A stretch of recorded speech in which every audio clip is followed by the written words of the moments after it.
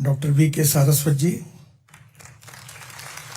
आदरणीय डॉक्टर कमल जी, आदरणीय doctor Sudhir Mishra ji, member of the executive council, chancellors, professors, distinguished delegates, invitees, ladies and gentlemen, and dear students.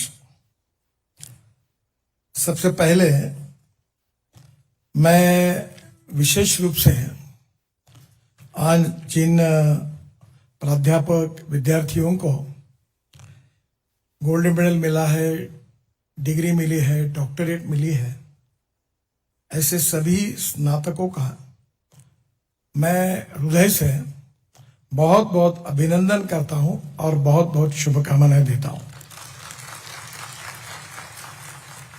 यह दिन आपके परिश्रम, समर्पण और संकल्प का प्रमाण है।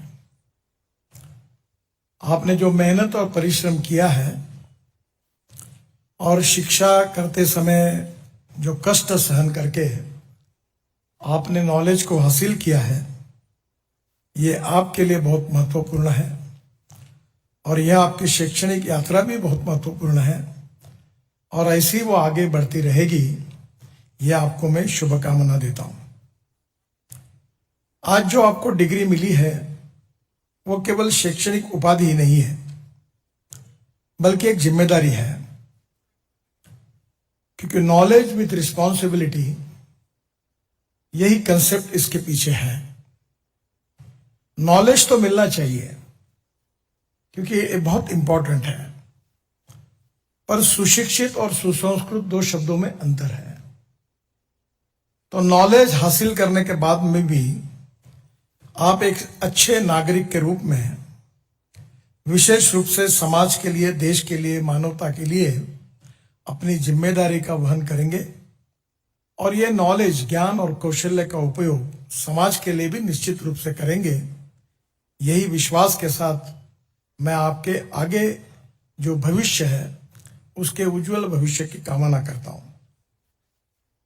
मैं आपको इतना ही कहना चाहूंगा कि नॉलेज ये बहुत बड़ी शक्ति है। ये मुझे आपको बताने की आवश्यकता नहीं है। कमल जी ने इस विद्यापीठ का, डीम यूनिवर्सिटी का जो स्वरूप आज है वो एक ज्ञान का भंडार है और मैं अक्सर दो बातें याद रखता हूं: innovations, entrepreneurship, science, technology, research, skilled and successful practices, we name it as knowledge, and conversion of knowledge into wealth is the future. तो सबसे पहले आप देश के लिए वेल्थ क्रिएटर भी होने वाले हो और इसलिए नौकरी मांगने वाले नहीं, नौकरी देने वाले बनो, ये मैं आपको विशेष रूप से प्रार्थना करूंगा। आप केवल वर्तमान में हमारे नागरिक नहीं है, आप देश का भविष्य है। और आज विश्व में हमारे देश की यह विशेषता है कि अमेरिका में 10 अच्छे डॉक्टर अगर होंगे तो उसमें 6 डॉक्टर भारतीय है। यूके में भी यही स्थिति है। मुझे जापान के प्रधानमंत्री जी को मिलने का मौका मिला तो उन्होंने मुझे एक प्रश्न पूछा कि आपके जो इंजीनियरिंग के स्टूडेंट्स हैं, सॉफ्टवेयर इंजीनियर्स हैं, इनके शरीर में कोई मैथमेटिक्स के जीन्स है क्या? ये इतने होशियार कैसे हैं? वर्ल्ड में सबसे ज्यादा young, talented, trained, engineering, skilled manpower world में किसी देश में है तो उस देश का नाम हिंदुस्तान है।